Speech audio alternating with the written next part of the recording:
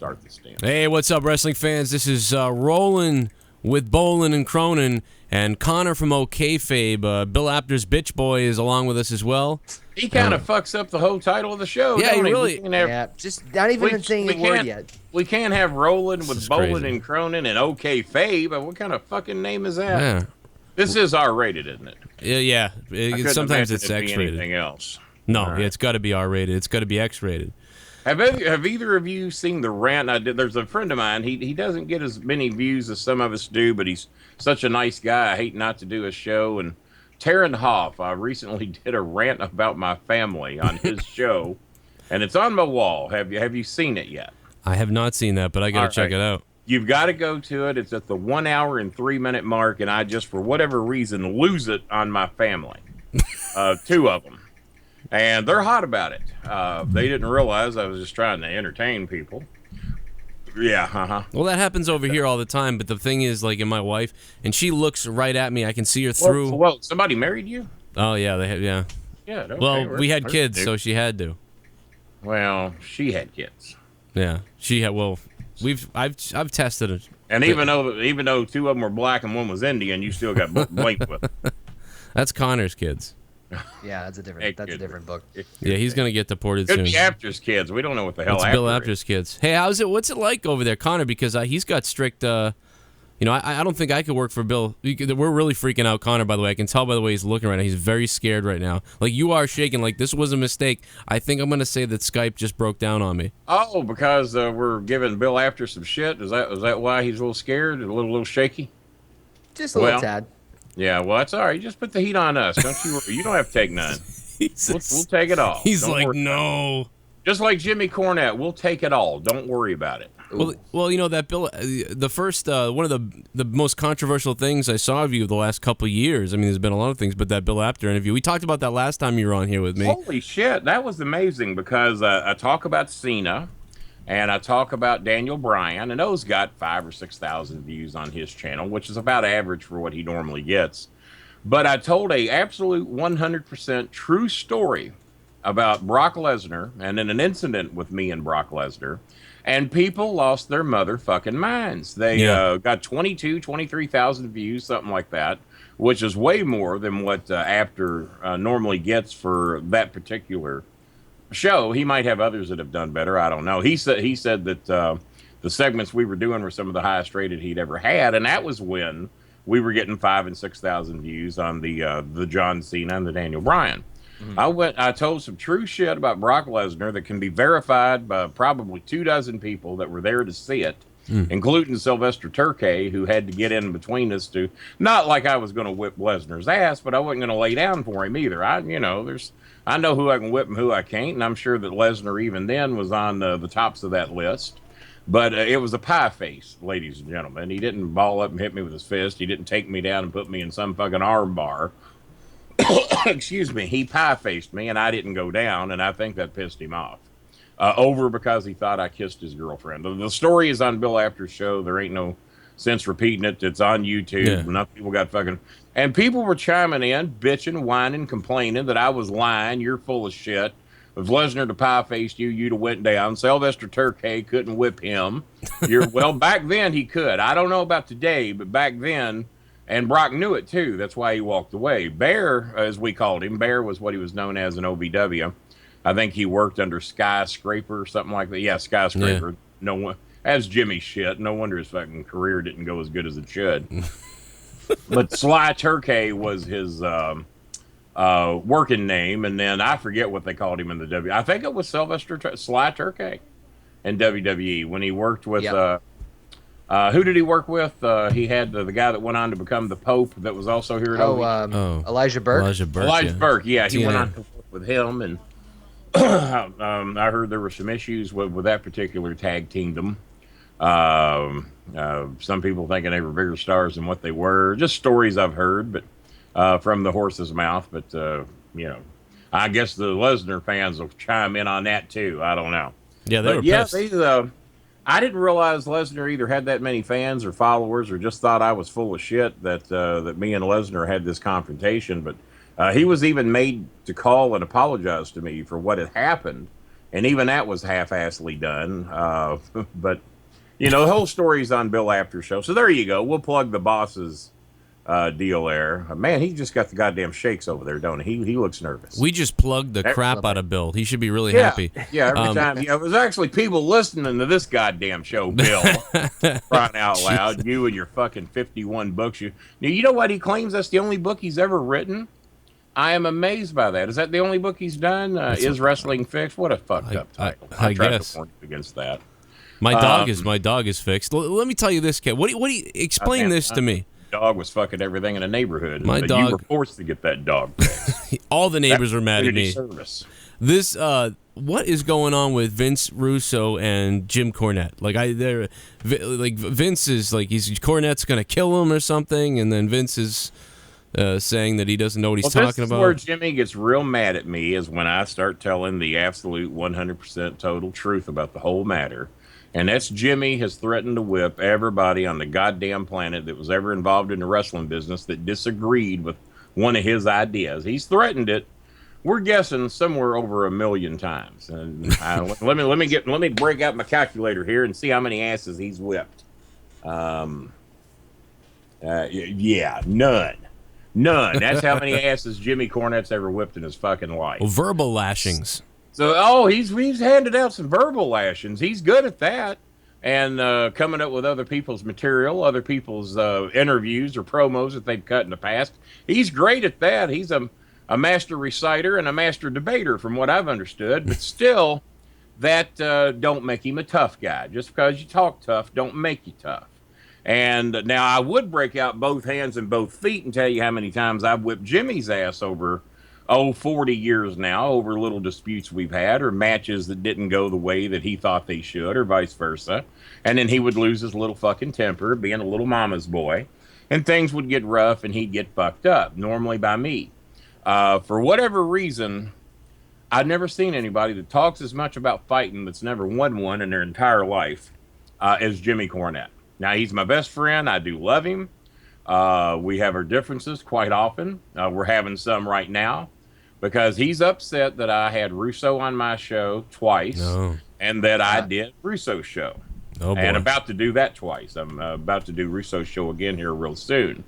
And that pisses him off. Well, I've even got some of my friends. Well, Kenny, you should have fucking picked Jimmy in this fight. I did pick Jimmy for damn near 20 years, from the beginning of his WWE career till recently. If Jimmy hated somebody in support, I'd hate him too. I hated Paul Heyman. Well, that was legit. Heyman's a fool. Even though Heyman claims he's a fan of mine, you'd never know it by how many promos I got to do in OVW when he was there. Yeah, I'm a big fan. I love the King. Goddamn, you sound just like Paul Leghorn. And but yet Ken Dong was doing all my promos for me. So wow. I took a 4-month leave of absence while Heyman was in OVW, and the day he left is the day I came back. So Heyman had nothing for you? You could just name any list of people that Jimmy's pissed at, and I've normally sided with him. But me and my son decided, you know what, maybe there's more to this Russo thing than meets the eye. And maybe if we could get Vince to talk with us and have him realize this ain't an ambush, that we're going to give him a fair shot to tell his story. And it took about 4 months to get Russo to agree to do our show. And then once he did, he fell in love with us, couldn't believe how, well, he says talented and kind and all these. He's had all the accolades. And then he went on Twitter raving about what a good guy I was and how great the Prince was and how well his mind is and all that stuff. And it totally changed our opinions about Vince Russo. Well, Jimmy got hot about it, said I wasn't a real friend, but I would side with this bastard and all the evil shit he's done and the people's jobs he's fucked and all this. Well, that's business. That happens in the wrestling business. People get fucked, or at least people's perception is that they got fucked. Right. I stayed with pretty much one company my entire career. The only guy that I left, he died. Can't work for Nick Goulas after he dies, and I helped Jimmy out a little bit. But like I said on the other show, that was a one-man show. I knew what that was about. I knew I wasn't going to advance anywhere with Jimmy having full control. So fortunately, I got into OVW first, and I'd been there a couple of years before Jimmy ever got there. So any shit he tried to pull, Danny Davis was normally there to make sure that didn't happen. As a matter of fact, I was named, I took this as a great honor, don't now, to be the face of OVW. He said, well, you're the face and the voice of OVW. Everybody knows you. You're the one that promotes it. You're the one that's all over social media with it. You go out in public. Everything you do promotes OVW. Nobody else here does that to the level that you do. Right. We've got WWE stars that can walk into a restaurant and they're not as fucking well known as you are. So you're the face of this company. You're never going anywhere. Well, Cornette went away. Every time he'd get mad, he'd either quit or get fired, a combination of about 8 different times. And that happens to Jimmy a lot. Why? Because of his temper. Why? Because he can't get along with anybody. He's got a different opinion other than his, other than me.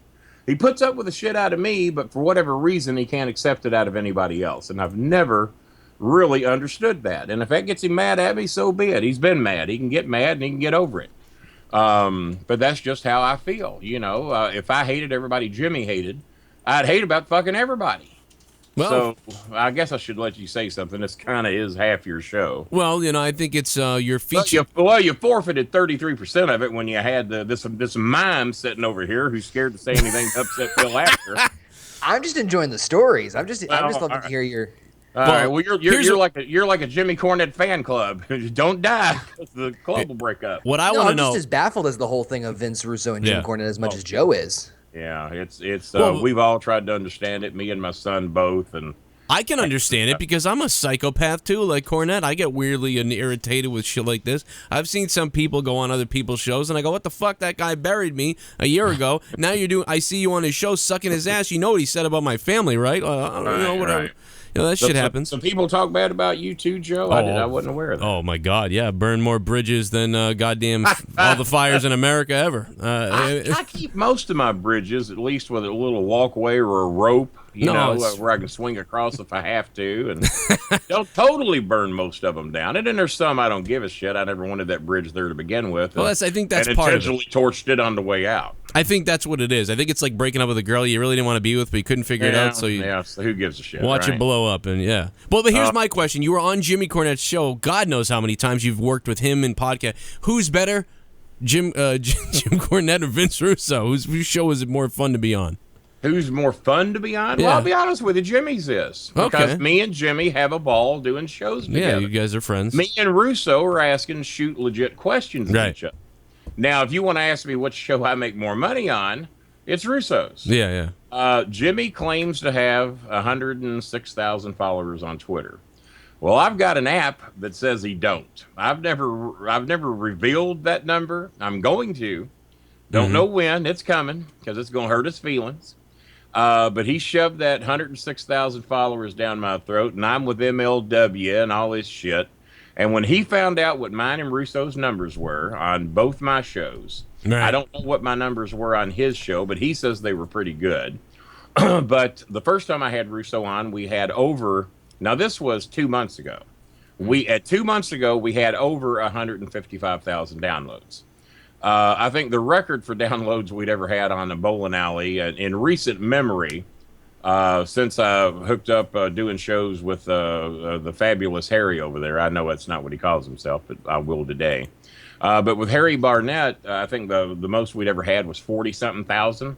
Yeah, that's a lot. And then to go to 155,000, the first show that Russo did with us, that tells me that people were interested to hear what Russo and I had to say.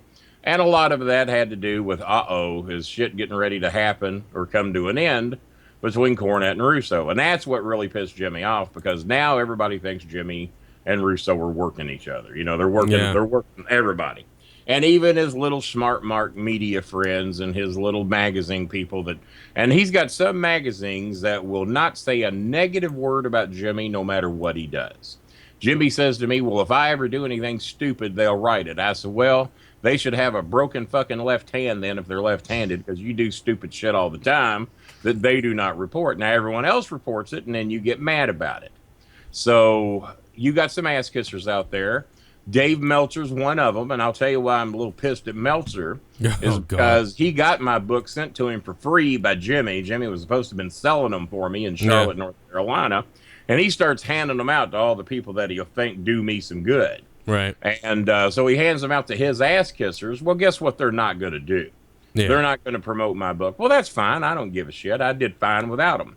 But what Meltzer did that really pissed me off is that when Jimmy Cornette left OVW, we didn't exist. We were the greatest show on TV when Jimmy was there. You're right. We were this, we were that. We got awards for that. We outdid SmackDown and Raw for quality television shit in his magazine a few times, and a few others.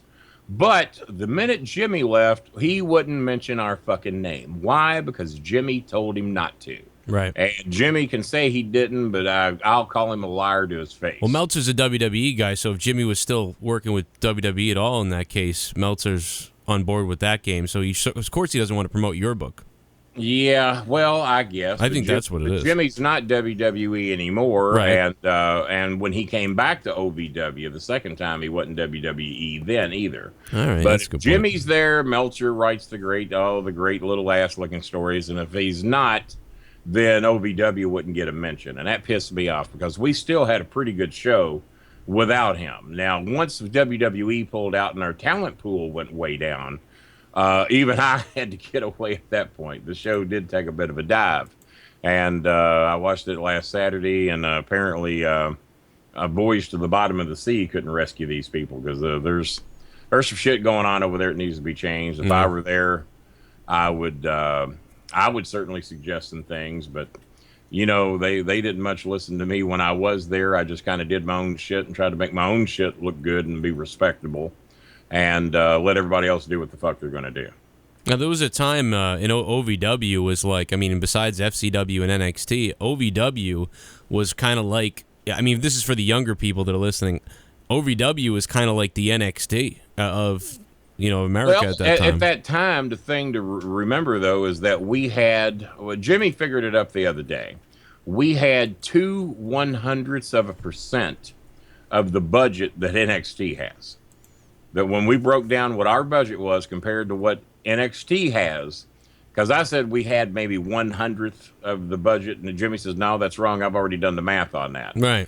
0.02% is what the budget was that we had that NXT has. Now, I watched, as a matter of fact, I've mentioned it to a few people about how much I love Asuka, who I call Asuka, and Shinsuke Nakamura. And I was blown away by these two. They are my two favorite wrestlers in the business right now. And what I couldn't get over, though, is the entrances that everybody on that roster gets. Right. They spend more money on entrances for the NXT show than they do on Raw and SmackDown combined, would be my guess.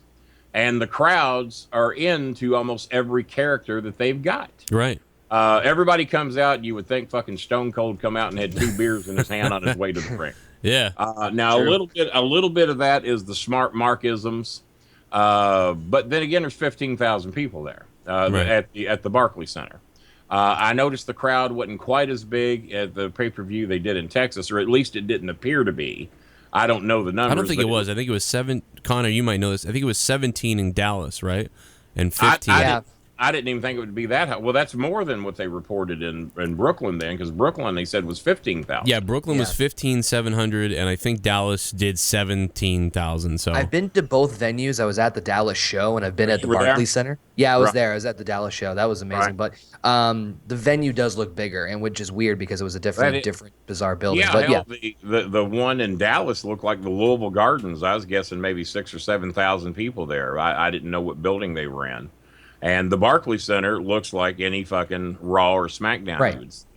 But I can see why they're a little slow to call some people up, because as far as I'm concerned, I've only seen just a handful of shows from them, and their shows are better than Raw and SmackDown, especially the pay-per-view ones. Oh yeah. The entrances. I mean, have you watched Raw and SmackDown and heard the pop that about 3/4 of the roster gets? Oh yeah. They don't get. It's dick. Nothing. It's weird. They don't get dick. That was what blew me away about Damian Sandow when he was there. Yeah, he's a personal friend. Yeah, he used to be a roommate, and yeah, I managed him here at OVW several times. But he was getting one hell of a pop every time he came out in every city he was, including the foreign countries. He would go there, and they would eat him up. Yeah. So how in the hell your ego can say, well, I didn't create this, so I'm not going to push it? Right.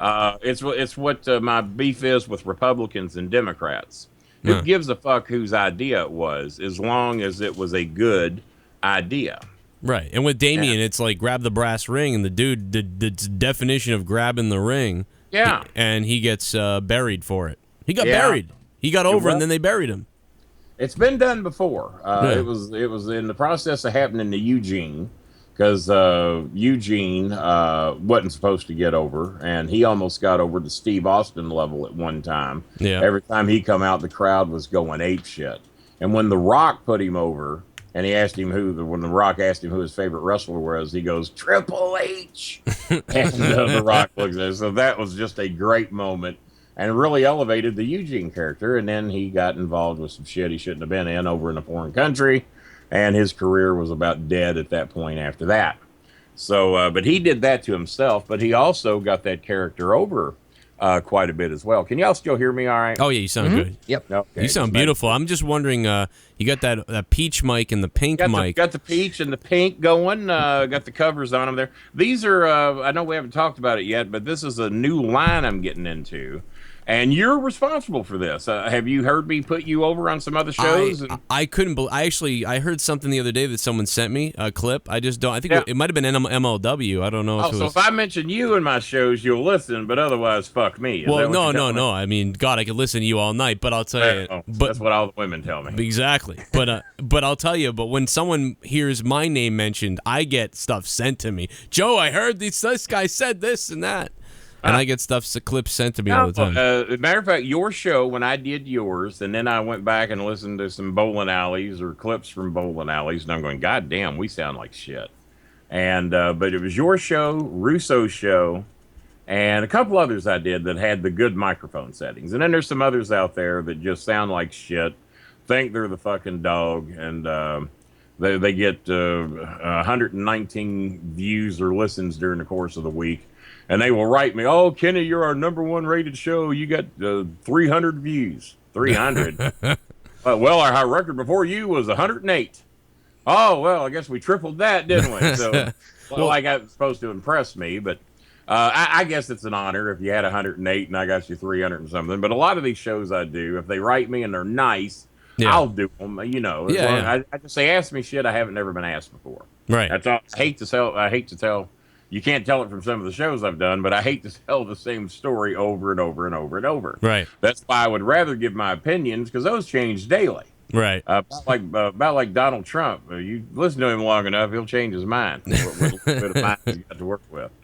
So where was I going with all this? I was heading. The microphones. And if I'm not mistaken, you have a Shure microphone there. That's the kind of the broadcast standard, right? Yeah, I mean, I had a Shure for a while before when we did the interview when you came on, but now this is an Electro Voice RE20. Oh yeah, it is an Electro Voice. That's the pink one. Is the one Russo is going to take up the ass? Well, I never said that. I don't know why. Cornette, maybe. Why would you say anything like that about my friend Vince? I love Vince. I'm just saying I think he'd like that one. Well, he's a Christian. He wouldn't do that. Oh, Take a pink microphone up the ass. Maybe a blue one, but not a pink one. Turning gay or anything. All right, so it's Cornette that will do it. Nothing against the gays, as Cornette has said, but he doesn't make you gay. I mean, it just makes you're experimenting. Makes you pleasured. Who knows? Yeah, I wouldn't know. I don't know. Colored for his pleasure. So this is. I think Cornette would be the one then to do it. Cornette would probably like the peach one, and he'd probably do it. Yeah. We still haven't gotten Cornette. I got to get Cornette on here. His wife Stacy would make him do it. Good luck, because Jimmy's so busy blowing himself on his own show, he don't normally have time to do anybody else's other than Jim Ross's or Chris Jericho's or Steve Austin's. Yeah, right. One of those names, and he did mine once. But to give you an idea, we had, if I had to guess, I'd say we're at least well over 160,000 downloads. 155 was the number I saw, but that was 2 or 3 months ago. Right. Jimmy's show still to this date, and he did it 2 years ago, still hadn't passed 15,000 downloads. Jeez. So I don't know if it was that people have just heard me and Jimmy to death. I don't know. Or my fans really don't like Jimmy. And he's got some fans that really don't like me, but I've won most of his over through time. Because when I first came on, they hated me. Oh, if I was on, they was never going to listen to the show again. They just fucking despised me. And then I got more and more letters after I'd been on 4 or 5 or 6 times. And I remember this is over 3 years. Yeah. Hey, man, after listening to you, you're not so bad. I actually like you. I'm a big fan of you now. I hated you for the first 4 or 5 shows. All right, whatever. Glad we won you aboard. I feel like that happens a lot with you, though. Remember when you were first on my show? I remember a lot of people thinking like this guy's crazy, all these things, and then they were like, "Oh, I love it." Even some guys who shit on it, then later on they decided they liked it. Yeah, and that was only I've only done one of your shows, right? Right, it was only the one, but it was long. It was a long show, and it was a long show, about 2 fucking hours, wasn't it? Yeah, well, I tend to do long ones, but but you flip people up. People flip. They started out pissed, and then they I've had people on a ESPN radio show I do in Dayton from time to time that have done that. An ESPN show in Louisiana. And they, for whatever reason, they hate me when they first hear me. And I guess if you didn't follow OVW or know what my background is or know what I've done, I guess they think I'm just making shit up. And then they Google it or Wikipedia it and go back and see some of my old shit. And they, oh, well, God, this is what this guy really is. This is what he's about. I guess they thought, because if you never heard of me, you could guess that I'm just sitting here making shit up. Right. And but then when I can back all of it up, I think that turns them around, and I try to entertain. I try to tell a funny story here or there, and me and Jimmy are basically the Laurel and Hardy of professional wrestling when it comes to trying to make people laugh. We know what the other one's going to do 3 minutes before he says it, so that's why our shit clicks so well. It's like Lawler and Dundee wrestling in the ring. God damn, they wrestled 1,500 times. Right. I hope to hell they can put on a good match, and I'm sure that there's other territories that have other wrestlers that have done the same thing. They've just wrestled, like Bret Hart and Shawn Michaels. They've probably wrestled so many times. How can they do a bad match? Well, that's kind of how me and Cornette are when it comes to radio shows. Who with the heat that you have off and on at times in places like that? I mean, who actually hates you the most? Like, who's the person that, like, in the wrestling industry that's like, God damn, the wrestling Bolin. Industry? Yeah. Well, for a while it was Brock Lesnar. Randy Orton didn't think too highly of me for a while, but he and I put our differences aside. Randy had took like 7 people to the Showcase Cinemas, where I was getting not only me and my son in free every week for movies anytime we wanted to go, but I would get 3 to 4 wrestlers in free too, pending who I decided to take. Yeah. Well, Randy Orton was the babyface, and I always took care of the heels. So Randy showed up there one day with him and 6 of his buddies and said, "Oh yeah, Kenny Bolin said that we could come up here and we could see the movies for free." So the GM calls me and says, "Hey, Kenny, did you tell some of your wrestlers they could come up here and watch movies for free?" I went, "No." I said, "Do you mind telling me who said Randy something or another?" I said, "Okay."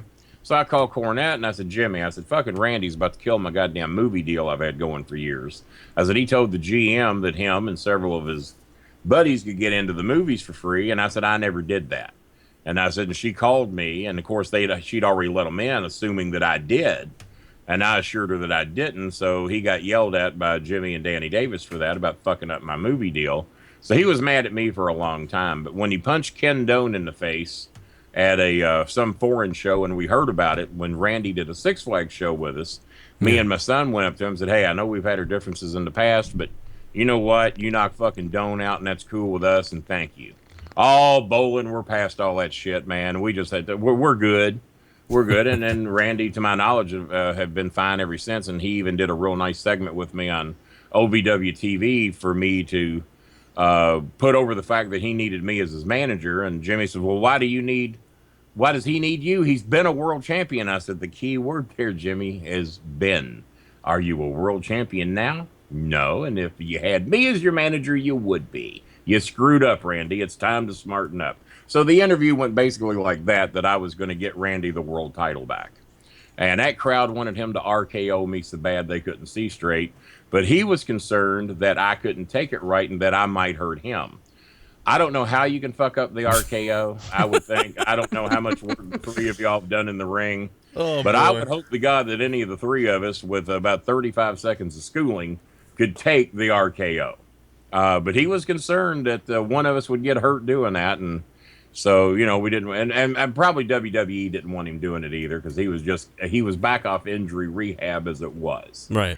And if he gets hurting the fat manager down at OVW, then that's really going to upset the powers that be. Well, you hear so many damn stories about it. Oh, you wanted people that hate me? Stephanie McMahon.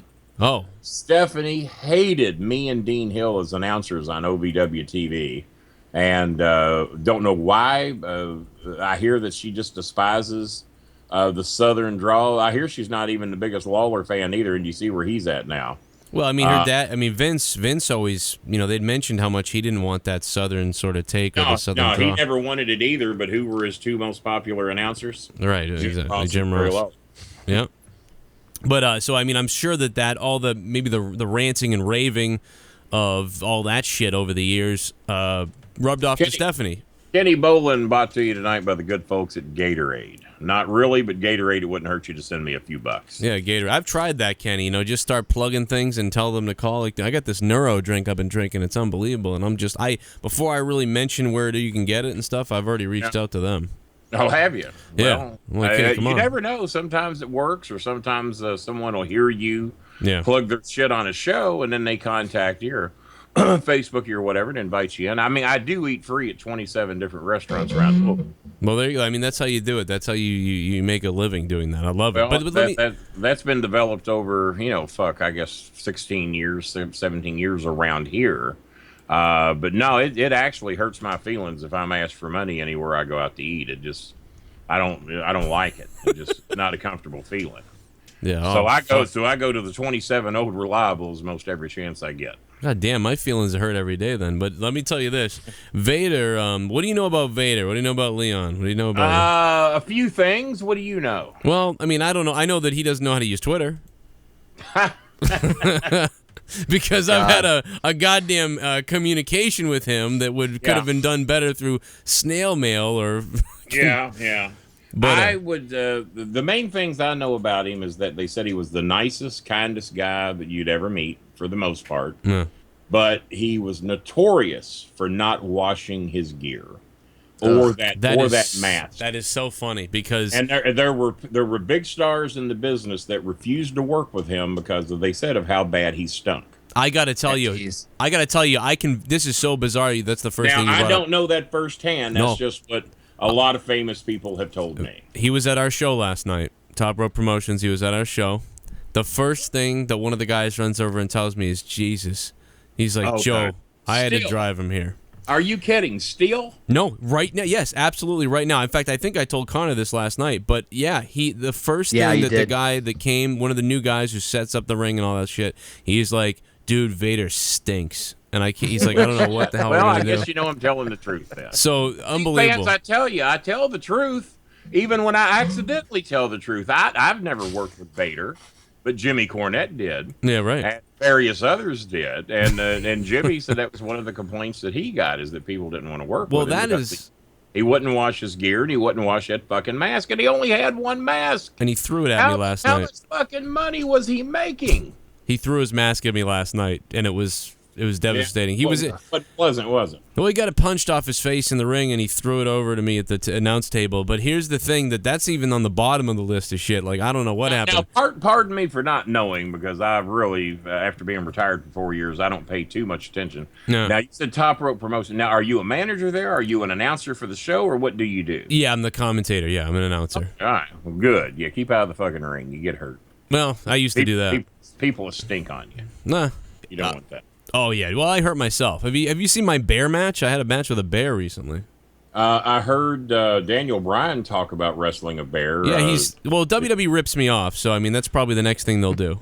Well, actually, you're ripping off Memphis Wrestling, because there's a lot of goddamn people that wrestle bears. That's a good point. Bobby Eaton.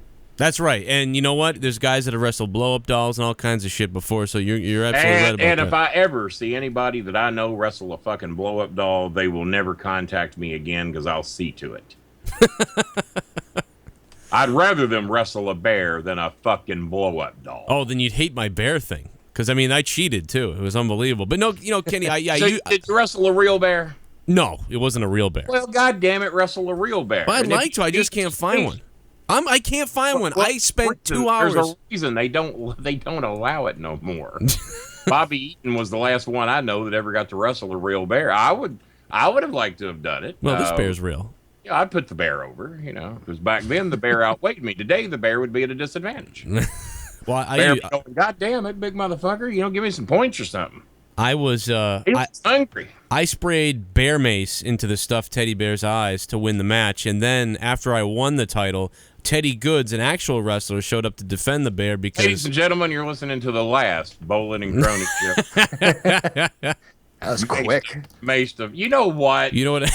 Hang on. Somebody, now when did you do this for the first time? This was, 2 years ago. Okay, well, you actually ripped somebody off in OVW. Thank God I can't think of who. We had somebody who brought a fucking bear to the ring. Oh, Christ. And then the wrestlers took it from him and maced it, dropped elbows on it, and beat up his fucking stuffed bear. Oh, boy. Now, I can assure you, Jimmy Cornette wasn't doing anything with that show. He was long gone by then. Yeah. Because there would have been a locker room cleared out that night had Jimmy seen somebody rip a bear, mace it, and drop an elbow on it and pin it. Well, mine luckily is a skit that I did in a wrestling ring with nobody around. It wasn't like I did it at one of our shows. Okay. That would never... I wouldn't... I can cut you a little slack if you did it that way. I do now, have... This was done in front of about 440 paying customers. Jeez. No, they wouldn't. I guarantee you. It was part of our television show, and I didn't know it was going to happen because I refused to do the meetings. I would go to the desk and just call the show as I saw it. Yeah. Had I known they were going to do this, I may have never sat down to watch that show to begin with. They would have never let me do that. Absolutely. The promoter's too smart. He would have said, you're not fucking wrestling a bear in front of these people. Who is the promoter? Steve Ricard. Actually, if you ever saw the Scott Hall footage where he's drunken and he goes out there anyway, you ever seen that clip? I've heard a lot about it, but I haven't seen it. Okay, well that's our promotion. Now everybody's made up since that's happened, and I mean we've had X-Pac and Kevin Nash was there last night. Yeah, and everything is all good. But what's Kevin doing these days? Well, he's doing so much stuff in Hollywood nowadays that that's. Well, he did Magic Mike. Did he do 2? I think they're working on that. Yeah. No, 2's already done. Because I would say I was selling the DVDs, but that wasn't me. Oh well, no. Tired from that business. Connor, you like how I put the here's the fucking bear. There it is. There's the bear. There it is. I don't have the ability to not to wrestle the teddy bear, but to do the video thing. Oh, okay. Well, no, I just screen capture it. Yeah, I do it real cheap. Look at the bear kicked out there. I think the best spot was when I saw the bear kick out. Yeah, unbelievable. But here, look. Ball shot. Oh, goddamn fucking bear. Cover 1, 2, and I knew you wouldn't put the bear over. No, not yet, not yet. You know, the best thing is Smith. Let me tell you a story about this referee. I did see there's no paying people there, but you did get a referee with a straight. Yeah, I was about to say the referee's the one person I'm keeping my eye on. Now watch the bear. Just watch this. He beats the shit out of me right here. He just beats he absolutely lambastes me. Barely counting. This was 2 years ago, huh? Well, this was actually last year. And you got booked on shows after this? No, well, I haven't. It was before this that I was booked. So this is obviously the sad end of a career that. I think we've traced this. Retirement match here. This is when, it's over. Well, now speaking of Randy Orton, I mean, here's the RKO. I mean, this down out. No, you're back in the ring. Well, I'm pissed off because this was a cheap shot down low, right there. Look at that, right to the. Why didn't it look like he's coming in about 225? It's good God. It should have been disqualification right there, as far as I'm concerned. Ref's doing a bad job. Yeah, he should take that fucking shirt off and put on McDonald's t-shirt. I got to tell you something about this ref. He did one night as a reward. They allowed him to do commentary, and he's kind of a little bit off. Don't give his name because I'll probably try and look him up. Okay. So, don't give his name. But he was rattling off stuff, and he said, "Wow, Joe, did you see how bad he sold that move?" And I go, "What the hell are you doing? You can't say that." So I go, what is he? So I said that in my mind. I said, what the hell is he saying? Sold? You can't say that. So then I said to him, what the hell are you talking about? What do you think? He's a car salesman? This is wrestling, you idiot. And I went.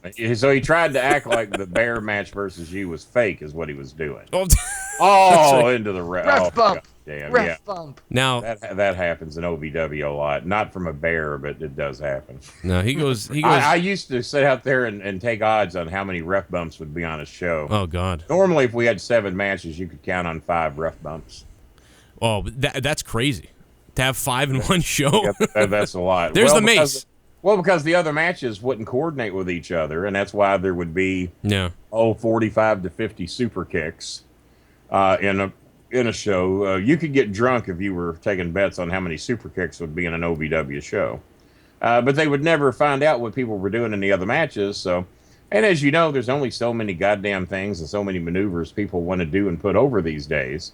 Fuck psychology. How many moves can I get in? Right. And it would be ridiculous at how many super kicks would be on an OVW. Oh my God, show. the super kicks. They're out of control everywhere. And speaking of... They're running rampant. Now, has the bear done a super kick? Well, I just beat the bear. I maced him, and I wanted some more out of him. You know, I wanted to get a little bit more out of him. It does appear to be the bear is. Where's the point? The crowd is stunned in silence. Yeah, I thought it was an OVW show when I saw the crowd there. Yeah, we got to run in here. Well, this is where. What the hell are you doing, Teddy? This is where this guy wants to come to his. Teddy Goods. This is what end up like him. You should get the hell out of here right now. Teddy Bear. He wants to save the bear. Yeah, well, he's a little late. Did he hear about this bear? Oh my God, he wants to wrestle Cronin. Cronin just said, "What's that?" Oh, look out, I tried to sucker him right there, but it just. Yeah, I see that. It just didn't work, Kenny. It didn't work. Well, shit. This guy's a double champion now, by the way, in Top Rope. He's got both the titles. You know, yeah. Teddy Goods. You should look Teddy up though. Unlike looking up Teddy the other Bear guy. or Teddy Goods. Well, that's kind of the double pun, you know, or whatever. That's his name is Teddy Goods. I got you.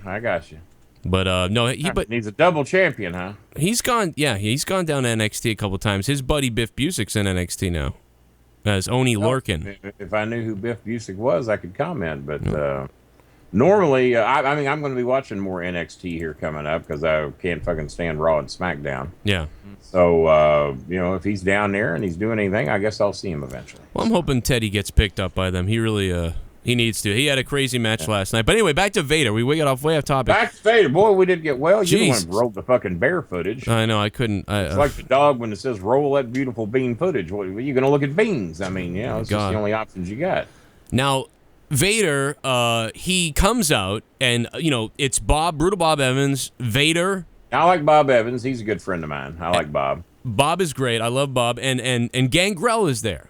Gangrel's had dinner in my home a few times. Excellent. Very nice man. He was very nice. He was down at OVW for a while helping out, and I had him over to the house a few times. And probably one of mine and Chris's favorite people that we ever had over as far as the agents go that were coming down to help. Yeah. Just a class act of a man. A great guy. Well, he was very nice to me last night, I'll tell you that. And then there was all three of them as the faces versus, Congo, Jimmy Malonis, and who else was the other guy? I forget who the third guy was now that I think about it. Now, how do we have Vader and Gangrel, and it seems like you dropped another name or two on me, and then you dropped three names on me that I'm not quite certain. It was a six-man tag, and it was... So to elevate the talent, more or less. Exactly, yeah, the veterans and the legends. So Brutal Bob works our shows all the time. How many people were at this show? What would you say, Connor? It was packed. It was actually an impressive turnout. Me and Jimmy packed Golden Crowd, but it only holds about 60 people. So I'm trying to think like how many rows there were. Hold on a second. I got a clip. I got a clip of it. Give me an estimated attendance. I would say there was like 500. That's about a ballpark. I'd give it. Maybe less. Maybe a little less than that. What was your average ticket price? There you go. What was it? 20. It was $20. They told me 25 was the general, 35 for third and second, and then 40 for front row. So a decent house then, dollar wise. It was decent, yeah. This is what it looked like on the left side, so you can actually see. Yeah.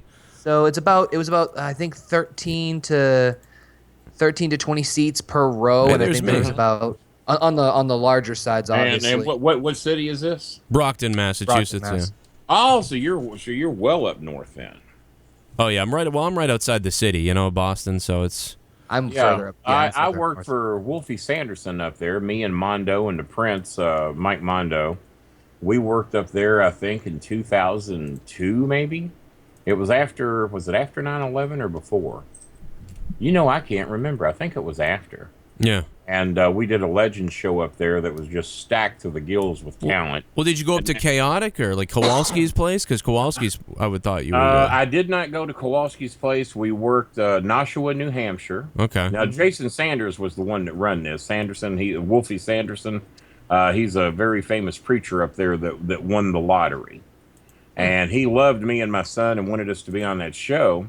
and everybody was goddamn on it. But the main reason I came was for one person, because when they called me and told me about it, and then I said, well, who else on the show? And they start naming people. I said, and you're comparing me as a legend compared to these people? And they had named countless big stars that were going to be there. The Road Warrior that's still alive, Animal, and Coco Beware. Who else? Goddamn, I'm sitting here. There's so goddamn many people there. I can't think of them all. Bobby Heenan was supposed to be there, but he had a book signing and wasn't able to make it because I'd never met him before at that time. And then they get to the name Ox Baker. I said, that's it. I'm there. I've never met Ox. I love Ox Baker. I got to come. And we had a blast. When I got to the back, here's all the, oh, shit.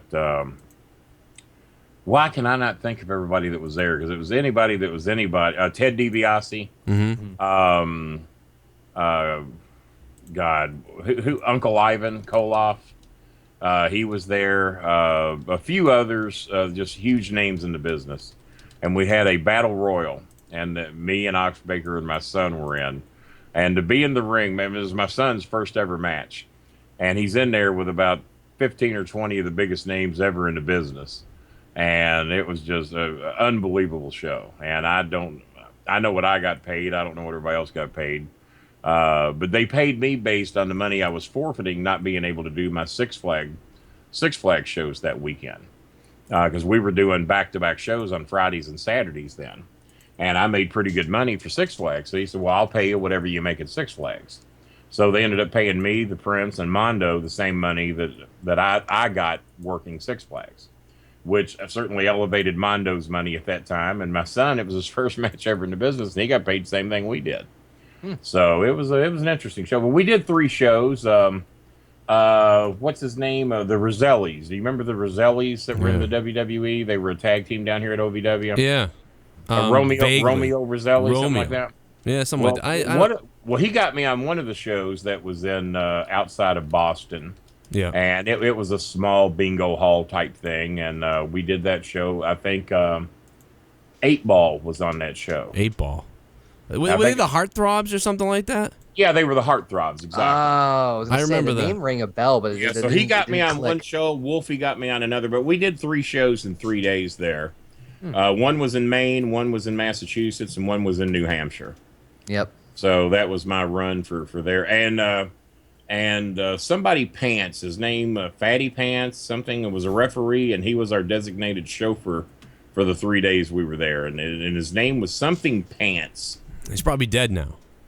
Well, I'm still alive, so he's got a shot. I hope he's alive. I'm kidding. Yeah. I'm sure he's fine. Fatty Pants, I think, was his name, and he was. I'd worked with him in other areas, but he did not have the name Fatty Pants when I think he was in Philadelphia when I did a memorial show over there for Eddie Gilbert. Okay. And so well, that's my only experience up in your neck of the woods. Well, it's pretty cool up here. It's building up a lot. I want to touch back on Vader real quick, but Connor, I know you got to get out of here, man. We're never gonna talk about Vader, are we? Well, I want to go back. I'm gonna keep going back to Vader all night. I'm gonna go back to him all night long. We know he smells and he threw a mask at you. That's where we're. That's right. So he and Connor, I know whenever you got to leave, Connor, you just hang up. We don't give a shit. All right. Well, I just wanted to say real quick, Kenny, it was a pleasure meeting you for the first time, and great. I just loved hearing the story. Sorry I didn't talk too much, but I just loved hearing you talk. It wasn't that big a deal, really. Well, tell Billy I said hello, and that he says he's having some issues with his Skype and being able to record it. So we haven't done a show in a while, but tell him to get that shit fixed. I've been talking with him a lot of tech stuff. He can come on, and Cronin can record it, and we'll do one with Cronin. Yeah, his Skype is broken, right, Connor? Yeah, I think it's No, seriously, I've been trying to get him to do an interview for me and for Joe for a while now, and it's been very hard because, like you said, he's been all over the place, so it's been tricky. So he has. Legitimately, I haven't had a chance to talk to him, so. Well, all right. Well, that's about all you can do, I guess. Yeah, well, we'll keep slaving for him. Pleasure meeting you. I enjoyed having you on our show. Thanks for being here.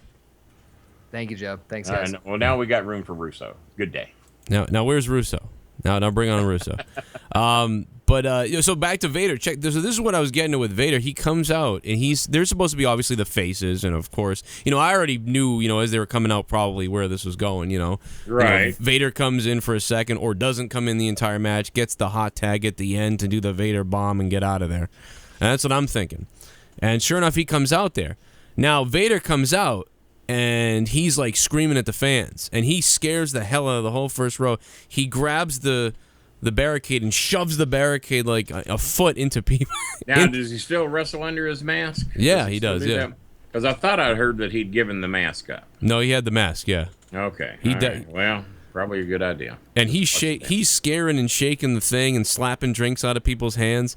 And I'm thinking, man, this is weird, And he gets a little crazy. And Brutal Bob is like. Excuse me, I got like 2 hours sleep last night. Well, that's all right. Well, we're gonna get to the end here anyway. I got to get out of here myself, but we got to. We have reached the 1 hour time limit. We're now in overtime. What do you call this? This is dark match. This is Olin time. Lights out match. The dark match. We're in the dark match here. Yeah. But he's flipping out on everybody, right? And then there's these guys we call the posse who show up in the first row, and they're always flipping out on everybody. And they started screaming at him, and so then Vader runs out of the ring and starts swearing at them and screaming at them. And I thought, I was worried. I'm in my chair thinking, when Vader came in. Where did they bring him in from? Where's he hailing from these days? I think he's from Colorado, but. Yeah, you're right. That's where he's from. I didn't know if he still lived there. I think he lives there. Or that or New Jersey, I guess. But I mean, that's a completely different place. Yeah, he was from Colorado, and that's where Russo lives as well. Oh, maybe Russo can go see him, but I mean, check on him because maybe Russo can take him a bar of Zest or something. I thought he was, Irish Spring. Irish Spring. I love Irish Spring, but I think he was like, dude, I thought he was gonna have a heart attack. I was really worried about him, and but he was just bizarrely unpredictable. Like he was like, it was not the face team. He was acting. He kept coming in the match before he was tagged. Like he would just come in the ring, and at one point Bob had to kind of like hold him off a little bit. Like don't. How old is he now? I think he's maybe 70, 60, really? 65. Is he that old? I'm 56. I didn't realize he was that much older than me, but I guess it's possible. Well, maybe I'm crazy. Maybe he's like 65. Maybe he's like 65. Yeah, could be. That could be. Okay, he's 61. I looked it up. 1955. You bring everything else up. Why not, Well, the way he looked older last night. But, he actually did the Vader bomb. He squished Vane's head. But... the whole time he was acting very, kind of like heelish. So I was trying to pull it off as, Brutal Bob Evans, to get the best team possible to beat these young guys, had to go to the darkest places and pulled out Vader from, a cage or something. Good Lord. But you never heard about this because I had people tell me they've had weird experiences with Vader. But yeah, you've never had anything like that go on. No. There we go. We took it off. It's X-rated now. It's naked. Well, shit. Now I'm fucking with it, and I don't see it on camera. Oh, I can see it a little bit. You can see it? I can see half of it. God damn. Here we go. We have to know your mic is there. It has to look. There we go. Yeah, you got to know the mic's here because there's a reason for that we're going to talk about here in a minute. But, yeah, that's the 2 different versions there. We're going to take the condom off of this one, too. Mr. Fuji passed away today, too. That was a big story. I heard that. I did not know Fuji really very well. I think I'd been to a couple of shows he was on. And but I did not know him very well. And I didn't get to see much of his work outside of WWE, but I hear that he was really more entertaining, better promos and everything outside of the WWE than he was in. Yeah. I've heard that too. I heard about that. He was 70 something, wasn't he? Yeah, maybe that's why I was thinking 70s. Yeah, he was 78 or 76 or 72. I don't know. Oh, well, 70 something. You know what? I just put it in we're within 8 years, give or take one direction. I'm terrible with ages. I have no idea how old people are. I know how old I am, and that's probably about it. I don't even. Lawler's 10 years older than me, so he's 66. I've been forgetting my age, so I don't know. What do you think about? I'm 32. 32? Well, God damn, 24 more years, you'll be as old as me. There you go. And I'll still be here at 56. What do you think about? Yeah, you'll go back in time. Well, you're going to invent the fountain of youth. I think like Bolin's fountain of youth. Well, we've been looking for it for a while. I don't have the gray hair yet, which blows Russo away. That was the number one thing he had to interrogate me about when I did my first show with him. He says, before we get into the show, he says, I got to talk to you. I got to ask you. He says, Bolin, how long you been in the wrestling business? I said, we're sneaking up on right at 30 years now. 30 years in the wrestling business and you don't have any gray hair? I said, well, Vince, there's some gray in here, but the same gray I had when I was 29. And you don't use hair color. I said, I've never used hair color or enhancements or I use shampoo about every other day. I said, that's unless I don't give a fuck, and it's about every third day. But no, I've never used anything. But my secret to success in keeping my hair from turning cornet gray or various other types of gray is that, or falling out, is that I've never worried about shit in my life. Just the worst things can happen, and you know what, tomorrow will be better. I just always got to look. Can't get any worse than today. Tomorrow will be better. Fuck, we'll be all right. Well, that's maybe rolling off your shoulders, and Vince doesn't do that. What do you think about Vince being almost damn naked on his show the other night? Did you see that? No, I didn't. He did a show for like the first, I think, 20 minutes, shirtless. Vince Russo with his... Really? Well, he does want one of my sleeveless shirts. It sounds like I better send him one soon. Yeah. Yeah, he wants to look at tough. At our age, and at my weight, and I know... we talked about this on one of your shows before. My weight loss surgery is finally coming up. Yeah. I know you can't tell it by looking at me, but I'm down 103 pounds from my peak weight. I was at 569 at my worst about 7-8 months ago. Wow. And today I was 466. So wow. 103 really from where I was about 7-8 months ago. But I still got to have the surgery because I'm still way too goddamn big. Yeah. But you have to lose weight to prove that you can't lose weight. Right. And it's probably... What will they take off of you during the surgery? What will that get you down to? They're thinking by this time next year that I'll be down around 290. Wow. We got. I think that might be the Prince. Chris, I'm doing the ROLLIN with Bolin and Cronin show. Is this you, Chris? No, it's me. He's doing some podcasts again. Yeah, we're wrapping up here in about 5 or 10 minutes, and you hogged up enough of my show last time you called in. So why don't I call you back in about 10 to 15 minutes? Yeah, that's fine. Don't forget about it, though. It's pretty important. All right, I'll call you back in about 10 to 15 minutes. Okay. Okie doke. Right, bye-bye. No, there's a teaser for everybody. Yeah, calling me. It's important. Well, fuck. So we're going to get out of here. So, I guess we better go ahead and wrap up so I can see what this is about. I wasn't plugging a whole lot of shit today. If you guys want any of my merchandise, my shirts, my book, I don't have a copy of it nearby. Or do? Hey, yeah, I do. Hang on. Yeah, I do. What kind of? There it is. Would I be without the guy? I can't work the fucking. Is that the I Probably Screwed You Too one? Yeah, that's the only one I've written so far. So I probably screwed you too. I cannot work the camera today. Hey, it comes in like 5 or 6 different book covers. You can get it at Amazon.com. Or you can write me on Facebook at /StarMaker Bolin, Bolin. The microphones are brand new. They're out for sale. Vince Russo paid $129 for his. I got a deal through my distributor. My microphones are going to be, get this, not 440, not 140, not 94, but $59.95. Wow. $59.95. You got to admit, they sound pretty good. And you You're sound good. You sound very good. The microphone that you have right now with your sound is usually a $250 microphone. So yeah, that's about what I'd heard. But I got a lot of them through my distributor, and we're going to sell them for $59.95. No. And so if you're out there, if you're doing a podcast, if you're on Skype, just for the love of the people that you communicate with, Cronin motivated me to get better stuff. I wasn't going to spend $440. But I was going to spend. I was braced to spend about $150 to get a better microphone. But fortunately, my distributors were good to me, and I didn't have to do that. And we're going to do the same to you. And if you need a better microphone, contact me. The Bolin Media microphone, because BM is written right on it, so we figured we might as well make it match us. I like that. So contact me on Facebook if you want one of the microphones. The Beats by Bolin headphones. We now have a wireless version of that. They vary from $39 to $59, depending which version that you want. The non-wireless are the $39. The wireless are the $59. My book is $25.95, autographed and shipped. Even Jimmy Cornette signs a few of them as well. T-shirts are $25.95 shipped. And God, who knows what else I got? There's a lot of stuff. You got everything, but I will link it in the description box. Everybody who's wondering about the shit, like it's all in the description box below. There you go. Good enough. I didn't know you could do that. Oh yeah, I'll link all this stuff. Well, we got to mention it too, but of course it's going to be linked down below, just like everything. And what am I on Twitter? It's also / Starmaker Bolin, correct? Yeah, you're exactly. Oh, I'm sorry, at Starmaker Bolin. At Starmaker Bolin. And Facebook is / Starmaker. Because when I type in Kenny, there's only 2 Kennys that come up: Kenny Omega and Starmaker Bolin. So you're right there. That ain't bad company. I hear a lot of good things about Kenny Omega. Yeah, it's perfect company. He's a fucking nut job too. Well, make sure you listen to my rant that I did on Taryn Hoff's show. It comes up at the 1 hour and 3 minute mark.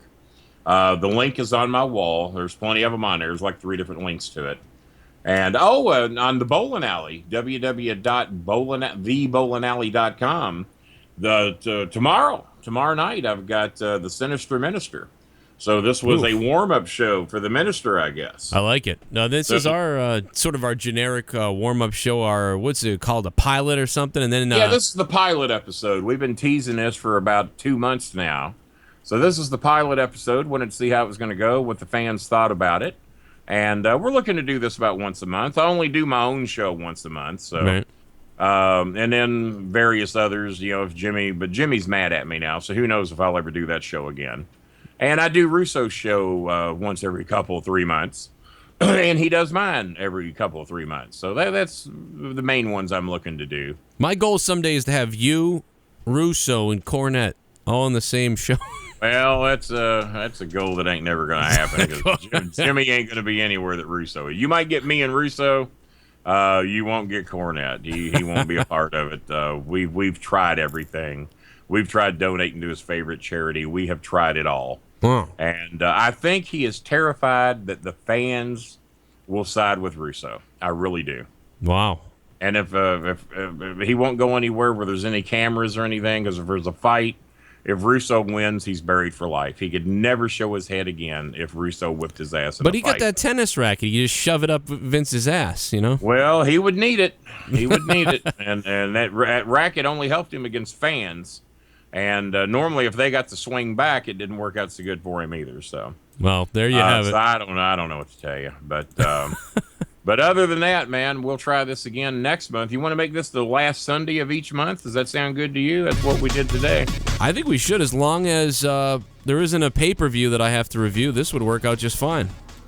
Fuck the pay-per-views. What would they rather hear? You review a pay-per-view or just listen to me and you bullshit each other for an hour? I'd probably listen to our bullshit, but I'll tell you, the pay-per-views make a lot of money. That's the real issue. Well, you're like me. You go to where the money is. I make the money on those pay-per-views. Not that this is going to do well, too, but the pay-per-views, man, the views explode on YouTube. My pay-per-view reviews will get 200,000 views. Well, good. Have me on one of them, man. I will definitely. Whatever the next one is. I'll even watch whatever it is you're watching, believe it or not. Well, good. That would be even better, because you can shit on it. And I'll review it. Well, probably. Yeah, we can do that. Just let me know. Give me some advance warning, and I'll watch it, and then I'll do the review with you. All right. It's a deal. We'll try that and see how that does. Oh, it's a deal. Check out my boy. Check out all the shit that Kenny has to offer. It's awesome. Yeah, also, got a lot of shit. Huge shit. It's great shit. The best shit. Just like Donald Trump shit. Well, all the best. I only got one thing to plug for the most part. My Twitter at Joe Cronin Show, and of course ProWrestlingTees.com. You can find my t-shirts over on ProWrestlingTees.com. And of course, I make my own. What was that? I make my own. I eliminate the middleman. That's not it. You're right on there. I'm lazy. I'm just like, just whatever. Go ahead. Just easy too. That's why I push people to order my book at Amazon. If you don't want it signed, get it at Amazon. If you want it from me, then fuck, I'll deal with it. All right, guys. Have a good night. Rolling with Bolin and Cronin. This is the first episode. Graphics. Are we gonna get some graphics, or is that gonna be in the next show? Oh yeah, that's good. Well, actually, that may be technically in this show. We're just not seeing it now, and it'll be done in post. Here. Right. Because this is now the Bowling Alley's live, folks. So and then it posts later. Yeah. So you can hear the show live at 6 p.m. tomorrow night Eastern time, or download it later and listen to it at your own inconvenience. All right. I got one last thing. Real quick. What do you? When is the next time you are actually going to be on Vince Russo's show that you know of? I don't know an exact date, but he told me he wanted to have me on in the next 2 or 3 weeks, and that was about 2 or 3 weeks ago. All right, well, be prepared. I would say anytime soon. Be prepared for him to have a chain around his neck, brass knucks on his hand, because he's going full-on fucking Streets of Rage over there. I don't know what's going on. Is he really? He's supposed to be a Jesus man, but I don't know what's happening. Well, he's on Podcast One now, and That's right. He was wanting to expose me to his Podcast One audience. Yeah, well, hey, Vince. To my knowledge, I haven't been on there yet, so we'll do that and see how that does. Well, Vince, you call Podcast One, you call Joe Cronin, I get 27 million views. Why am I not on Podcast One? What the hell's wrong with Podcast One? I don't know. I'm not a star. That's what it is. I've been doing this for 10 years, and I've got over 50 views. I don't know. I don't know why. I don't get it. Good night, guys. Good day. I did say good day.